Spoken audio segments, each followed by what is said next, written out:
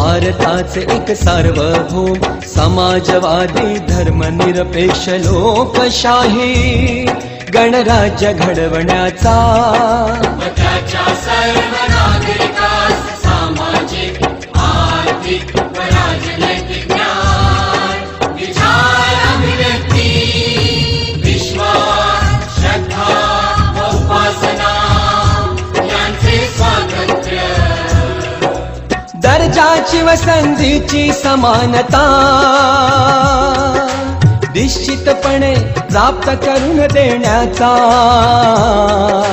आणि त्या सर्वांमध्ये व्यक्तीची प्रतिष्ठा